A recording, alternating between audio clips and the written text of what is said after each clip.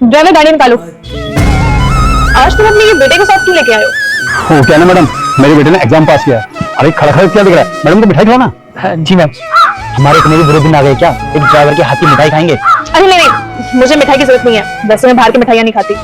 बेटा तुम्हारा पास हो गया है, चलो अच्छी बात है, कांग्रेचुलेशन। अब गाड़ी निकालो। अरे मैडम, आपने तो पूछा ही नहीं कि इसने कौन सा एग्जाम पास किया है। क्या ही पूछूं मैं, एक ड्राइवर का बेटा है, ऑब्वियसली बात है 10वीं या 12वीं पास कर लिया होगा, कलेक्टर या डीएम थोड़ी ना बन जाएगा। देखो मैं मीटिंग के लिए ऑलरेडी लेट हो चुका है, जल्दी गाड़ी निकालो। मैडम एक बार पूछ तो लो कि मैंने कौन सा एग्जाम क्लियर किया है। आप बिना सच जाने मुझे इतना कुछ बोले जा रही है।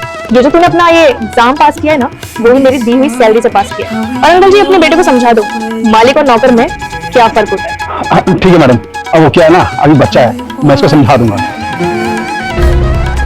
अब जल्दी से गाड़ी निकालो, वैसे मेरा काफी टाइम वेस्ट हो गया है। आया बड़ा हमारी बराबरी करने वाला।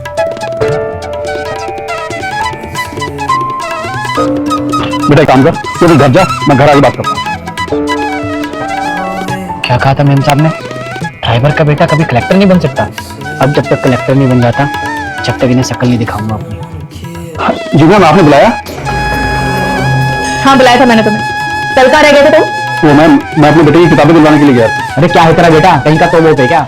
नहीं सर, वो भी तो नहीं है, लेकिन हाँ इस बूढ़े बाप की उम्मीद है।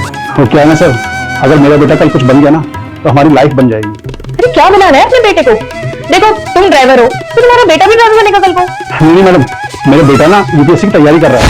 क्या बोला तुमने? यूपीएससी की पढ़ाई? दिमाग तो खराब नहीं हो गया तुम्हारा? पता नहीं है क्या कि ये पढ़ाई कितनी महंगी होती है? फिर इसकी पढ़ाई के चक्कर में आए दिन तुम छुट्टी लेते रहते हो। अरे कल को मैंने तुम्हारी सैलरी काट दी तो घर का खर्चा कैसे चलाऊं और अपने लाडले बेटे को किताबें कैसे दिलाऊं? देखिए सर, मैं आपको लास्ट टाइम समझा रही हूँ, ड्राइवर को तो ड्राइवर के हिसाब से अपनी औकात रखो। औकात से बाहर के सपने देखोगे ना तो सपने भी टूटेंगे और तुम नहीं देखोगे। समझे?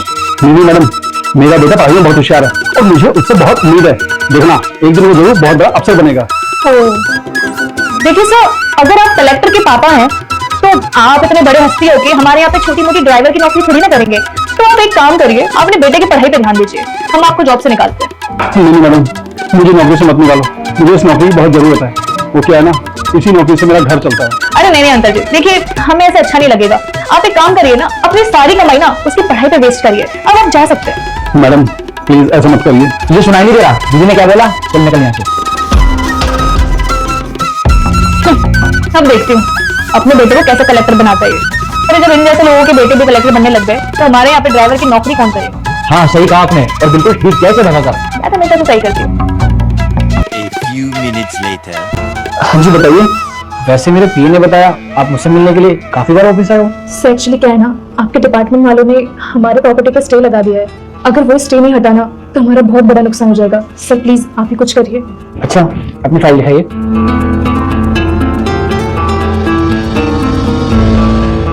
आपने ये प्रॉपर्टी खरीदने से पहले चेक नहीं किया था? ये तो गवर्नमेंट प्रॉपर्टी है और गवर्नमेंट के विदाउट परमिशन आप इस पे कोई भी काम नहीं कर सकते। और देखिए इसमें मैं आपकी कोई भी मदद नहीं कर सकता, उसके लिए आई एम सॉरी। अरे आप तो नरेश अंकल के बेटे हो ना, आपने हमें पहचाना नहीं?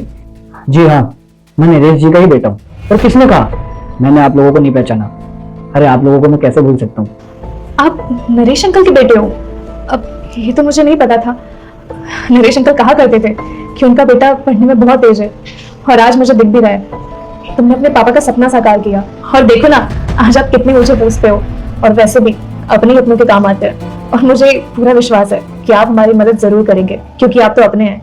बिल्कुल सही कहा आपने, अपने ही तो अपने के काम आते हैं। और किसने कहा मैं आप लोगों की मदद नहीं करूंगा? मैं आप लोगों की मदद जरूर करूंगा। और मैं ऐसे लोगों की मदद क्यों नहीं करना चाहूंगा जिन्होंने मुसीबत में मेरे बाप को नौकरी से निकाल दिया था और एक बेटे के सामने उसके बाप को जलील किया था।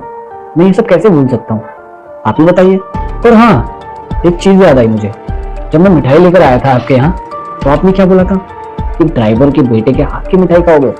कभी नहीं, और मैं तो उसी ड्राइवर का बेटा हूँ, तो आप मुझसे हेल्प क्यों? नहीं सर, आप गलत समझ रहे हो। वो एक्चुअली उस वक्त हम थोड़ा बस मुझे सब पता है। और एक बात बताऊं, आपके पापा बहुत अच्छे थे।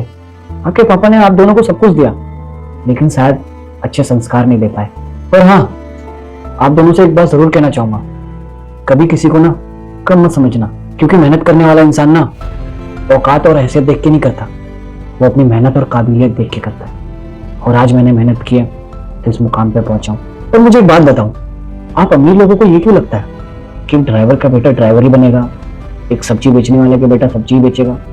क्यों? क्या वो मेहनत करके कुछ हासिल नहीं कर सकता?